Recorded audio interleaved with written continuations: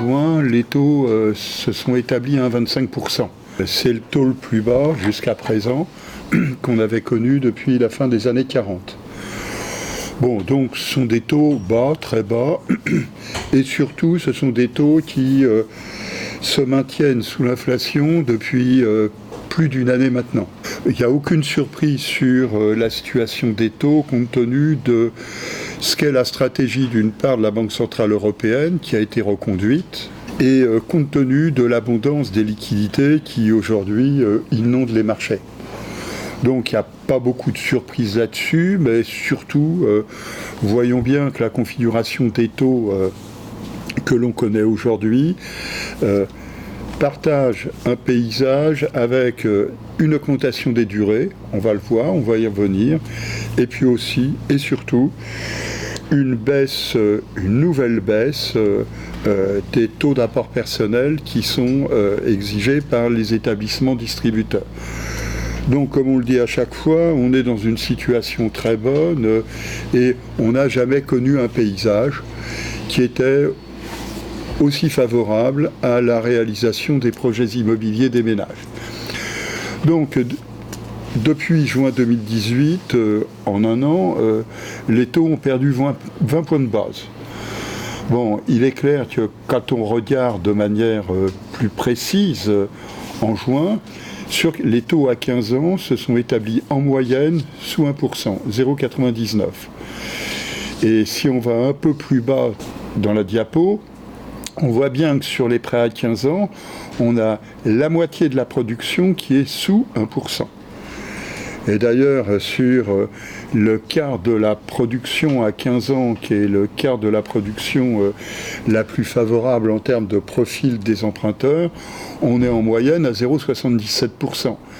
Et même sur le 20 ans, sur le quart de la production la plus favorable, on est à 0,94%. Donc l'un dans l'autre, tous les repères que les uns et les autres pouvaient avoir depuis un certain temps se sont aujourd'hui évaporés. Et comme on le disait la fois dernière, c'est bien un monde nouveau qui est en train de se dessiner progressivement au fil des mois. Bon, alors maintenant, tous les marchés ont bénéficié de cela, que ce soit le neuf, que ce soit l'ancien, que ce soit les travaux, et toutes les durées ont aussi bénéficié de cette évolution, mais comme à chaque fois, et on insiste bien là-dessus, ce sont les durées les plus longues, les prêts à 25 ans, qui, depuis un an, connaissent la baisse qui est la plus marquée, près de 30 points de base. Donc, côté taux, rien de nouveau, pourrait-on dire. Côté durée, côté durée non plus. Les durées continuent à s'accroître. Le graphique est illustratif de cela. On est depuis le début de l'année sur les niveaux de durée les plus élevés qu'on connaît depuis. Si on veut être rigoureux, on dirait depuis 1978. En réalité, on n'a jamais connu des durées aussi longues sur des prêts bancaires. Donc nous sommes sur des durées très longues, 228 mois. Ça signifie que depuis 2014, les durées se sont allongées de 30 mois. Simplement, depuis le début de l'année 2017, c'est la moitié du parcours, c'est 15 mois. Donc on voit bien là aussi sur le graphique, avec une accélération de la remontée à partir donc du début de l'année 2017. Cet allongement des durées, il permet d'envisager l'ouverture du marché, mais l'ouverture du marché sur des catégories d'emprunteurs qui sont des catégories d'emprunteurs, comme on le dit à chaque fois, plus jeunes, plus modestes. La baisse des taux, l'allongement des durées a contribué à amortir la remontée des prix des logements, mais aussi a largement participé à l'amortissement des conséquences de la dégradation des soutiens publics à la primo-accession à la propriété. On le voit bien lorsqu'on distingue en matière de structure de la production la production à 25 ans et plus, d'une part, et les productions de 15 à 20 ans et à moins de 15 ans d'autre part, on voit bien que la rupture qui s'amorce en 2014 se fait au détriment des durées les plus courtes. Alors que dans le même temps, finalement, depuis pratiquement, on va dire presque le début des années 2000, le poids relatif, les prêts de 25 à 25 ans, le poids relatif est à peu près stabilisé à 30% du marché.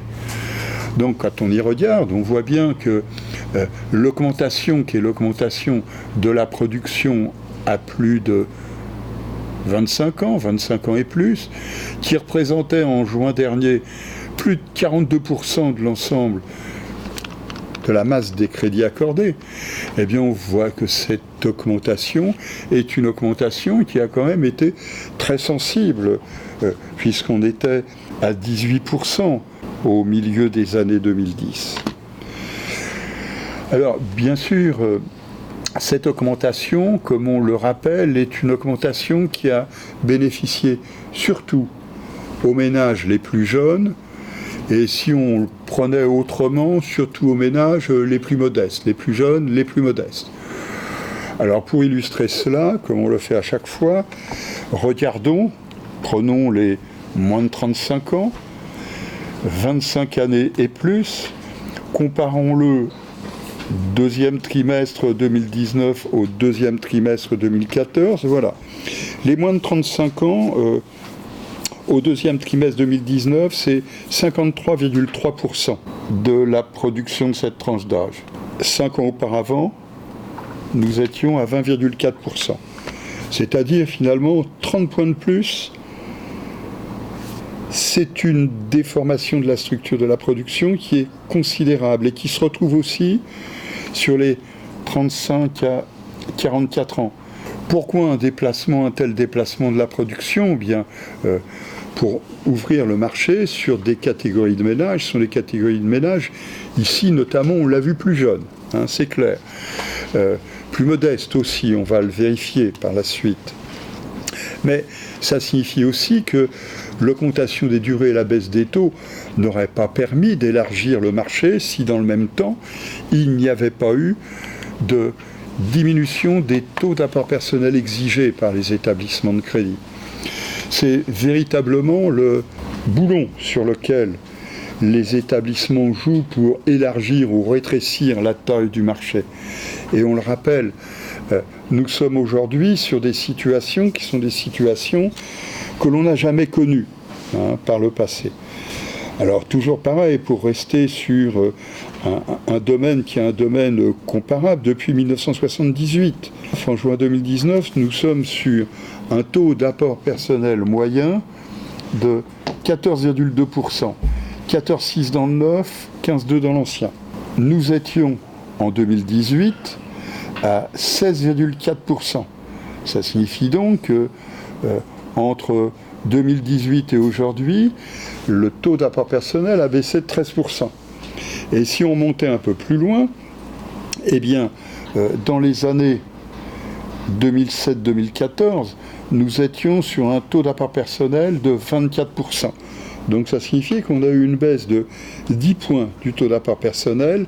Ça signifie que depuis 2007-2014 et aujourd'hui, nous avons une diminution du taux d'apport personnel de plus de 40%, 41% précisément. Alors voyons bien, on va essayer d'illustrer ça et on le retrouvera par la suite. Comme cela est dit à chaque fois, on pourrait toujours prendre des taux d'intérêt à 1% ou moins de 1%, peu nous importe. On pourrait toujours prendre des durées à 25 ans, 30 années, peu nous importe. Si les taux d'apport personnel qui étaient exigés étaient toujours de 24 ou 30%, 32%, comme cela était le cas au milieu des années 80, le marché n'aurait pas connu l'évolution qu'on a pu connaître. Donc c'est parce que le taux d'apport personnel exigé a fortement diminué. Si on compare la situation des années 2013-2015 avec la situation de l'année 2018, il est clair que l'augmentation du poids relatif des catégories de ménages dont les taux d'apport personnel sont inférieurs à 10%, je dis bien inférieurs à 10%, explique la totalité de l'expansion du marché de l'accession à la propriété. Continuons, avant de tirer la conclusion de cela. Quand on regarde ce qui se passe au premier semestre 2019, on constate que les coûts des opérations réalisées continuent à progresser. Nous sommes sur une augmentation qui est une augmentation de 3,5% en niveau annuel glissant et en glissement annuel, c'est-à-dire nous sommes sur une augmentation des coûts des opérations réalisées comparable aujourd'hui avec ce qu'on connaissait l'année dernière, c'est-à-dire que nous sommes sur une progression soutenue, très soutenue des coûts depuis 2016. Mais dans le même temps, les revenus des ménages qui réalisent ces opérations, après avoir connu un petit coup de progression plus rapide en 2018, plus 2,1%, depuis le début de l'année, on retrouvait une progression très modérée, plus 0,2%.